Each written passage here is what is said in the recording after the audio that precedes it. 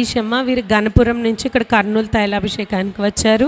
వీరికి లివర్ పూర్తిగా చెడిపోయింది, ఇంకా బ్రతకరని చెప్పి డాక్టర్స్ హాస్పిటల్కి తీసుకెళ్ళి జాయిన్ చేసిన తన్ని ఇంకా 100% లివర్ పాడైపోయింది, బ్రతకదు కాబట్టి మీరు ఇంటికి తీసుకెళ్ళిపోండి అని చెప్పి పంపించడం జరిగింది. కానీ వారు విశ్వాసంతో ఇక్కడ ప్రార్థనా శక్తి తైలాభిషేకానికి వచ్చారు. వచ్చి తైలాభిషేకం చేయించుకుని ఆ ప్రార్థన నూనె వారి నోట్లో వేయించుకుని దైవజనులతో ప్రార్థన చేయించుకున్న తర్వాత దేవుడు ఎంతో అద్భుత రీతిగా తన లివర్ 30% రికవర్ అవ్వడానికి సహాయం చేశారు. 30% ఆ లివర్ అనేది రికవర్ అయింది. ఇప్పుడు ప్రాబ్లం లేదు, దేవుడు కార్యం చేస్తాడని వారు సాక్ష్యం చెప్తున్నారు. హాస్పిటల్ నుంచి కూడా తీసుకెళ్ళమని డాక్టర్స్ చెప్పారంట.